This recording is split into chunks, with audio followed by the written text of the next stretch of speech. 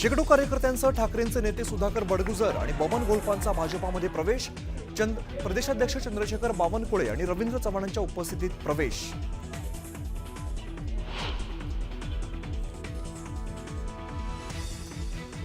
मला वाटलं उद्या किंवा परवा बडगुजरांचा पक्षप्रवेश होईल, मात्र महाजनांचा फोन आला की आजच करायचा आहे. बडगुजरांच्या पक्षप्रवेशाबाबत सकाळी केलेल्या विधानावर बावनकुळेंची प्रतिक्रिया.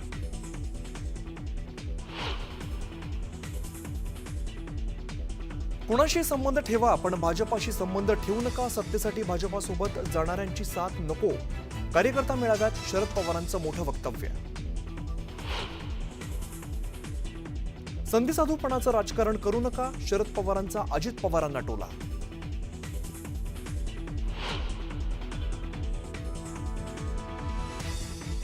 प्रत्येकाला मत मांडण्याचा अधिकार. संधीसाधू आणि भाजपासोबत न जाण्याचा शरद पवारांच्या टोल्याला अजित पवारांची प्रतिक्रिया.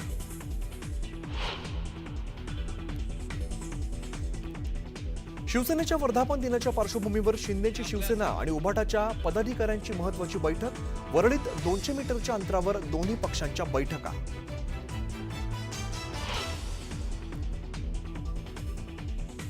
तेजस्वी घोसाळकरांच्या राजीनाम्यानंतर विनोद घोसाळकर उद्धव ठाकरेंच्या भेटीला. अभिषेकचं नाव काढताच डोळ्यातून अश्रू. तर घोसाळकर आणि तेजस्वी दोघेही शिवसेनेतच असल्याचा राऊतांचा दावा.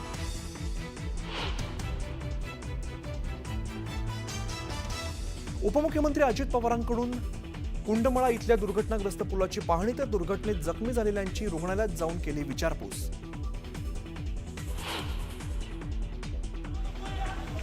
अहमदाबादमधील विमान दुर्घटनेचा आणखीन एक व्हिडिओ समोर. आगीचा भडका उडाल्यानंतर जीव वाचवण्यासाठी इमारतीतील लोकांनी जीवाच्या आकांतानं मारल्या उड्या.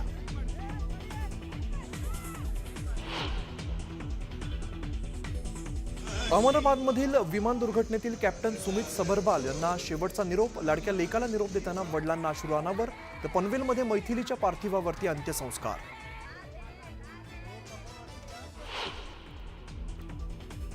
संगमेश्वरला पावसानं झोडपलं. धामणी ग्रामपंचायत इमारतीतील 4 ते 5 फूट पाणी शिरल्यामुळे सर्वत्र चिखलाचं साम्राज्य. चिखल काढण्याचं काम सुरू.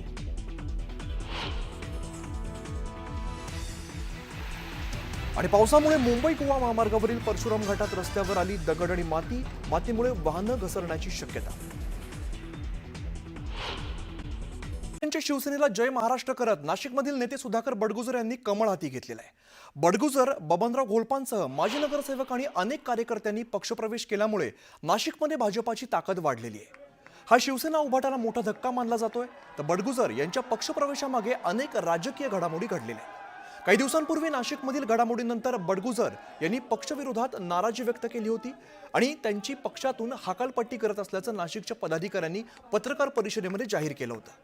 त्यानंतर आज मोठं शक्ती प्रदर्शन करत बडगुजर यांनी भाजपामध्ये पक्षप्रवेश केलाय. आगामी महापालिका निवडणुकीत दूध का दूध पाणी का पाणी करू असा थेट इशाराच त्यांनी ठाकरेंच्या शिवसेनेला दिलाय. पक्षासाठी ज्यांनी ते काम केलं, परंतु अचानक नीतीने हाला घातला आणि माझ्यावरती कारवाई केली.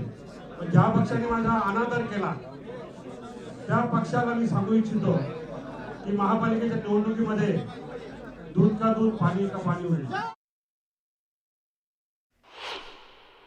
आपण अतिशय आडामासाचे कार्यकर्ते आहात. एका जिद्दीनं आपण माझ्या पाठीमागे आणि भाऊच्या पाठीमागे उभं राहिला. मी केवळ बडगुजरचा अपमान झाला, तो चांगला प्रामाणिक कार्यकर्ता, त्याला काढून टाकलं म्हणून मी त्याच्याबरोबर आलेलो आहे. आणि आमच्यासारख्या ज्येष्ठांचा सुद्धा सन्मान होत नाही. आणि मग अशा ठिकाणी कशाला राहायचं. दरम्यान बडगुजर यांच्या पक्षप्रवेशावरून खरं तर जोरदार राजकारण तापलेलं आहे.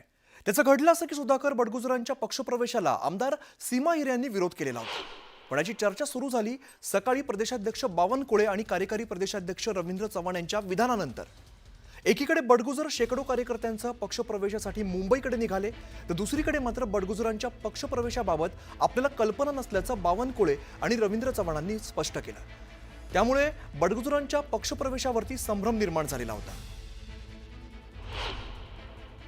सुधाकर बडगुजर यांच्या पक्षप्रवेशाबद्दल कुठलीही माहिती माझ्याकडे नाही आहे. आणि त्यामुळं जोपर्यंत तिथे स्थानिक आमचे सर्व टीम, आम्ही जेव्हा पक्षप्रवेश करतो तेव्हा स्थानिक जे टीम असतं किंवा स्थानिक पदाधिकारी असतं किंवा स्थानिक आमदार खासदार असतं, त्यांचं सर्वांचं कन्सेन्सस झाल्याशिवाय, एकमत झाल्याशिवाय पक्षप्रवेश साधारणतः आमच्याकडे होत नाही. सुधाकर बडगुजरच्या पक्षप्रवेशाबद्दल मला कुठलीही माहिती नाही. या संदर्भात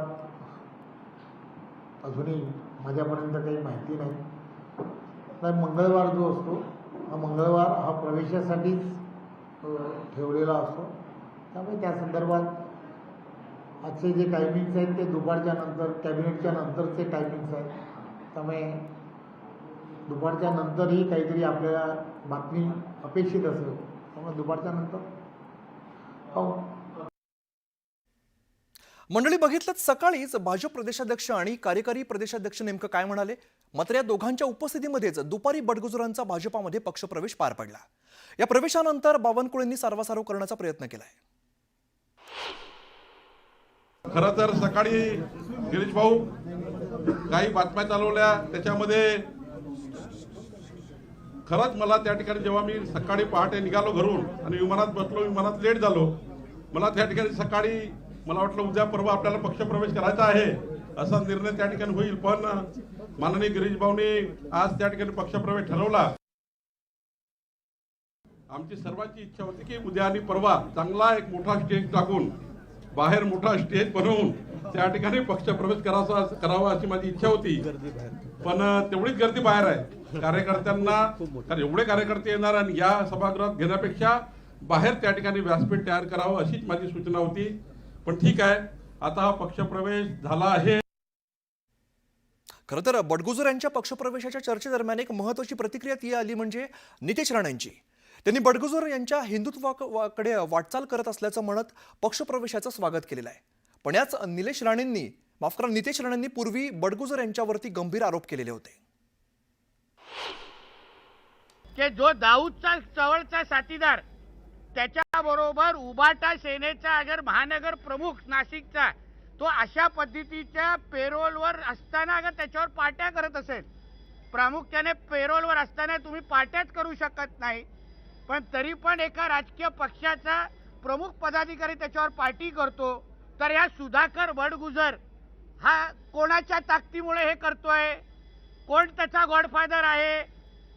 या सलीम कुत्ताला वाचवण्यासाठी कुठल्या राजकीय नेत्यांचे फोन आलेले, ह्या सगळ्याची चौकशी व्हावी असं आम्ही सभागृहामध्ये मागणी केली. बडगुजरांच्या हल्लीचा प्रवास हा हिंदुत्वाच्या दिशेने फार जोमाने सुरू आहे. त्यांचा स्वतःचा मुलगा आमच्या हिंदू सकल मोर्चे जे काही महिन्या अगोदर त्या भागामध्ये निघाले, त्यांचे स्वतःचा मुलगा त्या हिंदू सकल मोर्चामध्ये खांद्याला खांदा लावून हिंदुत्वाचा विषय आमच्याबरोबर घेतोय किंवा मोठ्या जोराने आवाज करतोय. आणि म्हणून मला असं वाटतं, कोण हिंदुत्व अगर भक्कम होत असेल, हिंदुत्वासाठी आमच्या खांद्याला खांदा लावून काम करायला तयार असेल, तर कोणाला काय आक्षेप घ्यायची गरजच नाही. तर नितेश राणेंच्या या प्रतिक्रियेनंतर संजय राऊतांनी एक सूचक ट्विट करत डिवसलेलं आहे. सलीम कुत्ताचे बॉस तिकडे बसल्याची टीका राऊतांनी केली होती. यावरती बावनकुळेंनी सुद्धा पलटवार केलाय. मी आरोप कोणावर लावू शकता, जोपर्यंत माननीय न्यायालय कोणाला आरोपी दोषी ठरवत नाही तोपर्यंत कधीच त्या ठिकाणी कुठलाही आरोपी हा त्या ठिकाणी कुठल्याही आरोपीला जोपर्यंत तुम्हाला न्यायालय त्या ठिकाणी अंतिम करत नाही, न्यायालय शिक्षा येत नाही, तोपर्यंत कधी कोणाला आपण क्रिटिसाइज करू नये. अनेक लोक त्या ठिकाणी जेलमध्ये जाऊन आले आहेत, स्वतः जे बोलतात तेही जेलमध्ये जाऊन आले आहेत. त्याच्यामुळं स्वतः जे सकाळी 9 वाजता बोलतात तेही जेलमध्ये राहून आले, टीका करणारे जेलमध्ये राहून आले आहेत. तेवढा वेळ काय हे जेलमध्ये नव्हते. पण या ठिकाणी एकच सांगतो, जोपर्यंत न्यायालय कुठली शिक्षा देत नाही तोपर्यंत कुणाचा आरोप होऊ शकतं, पण आरोपावर मात्र अंतिम न्यायालय करतं.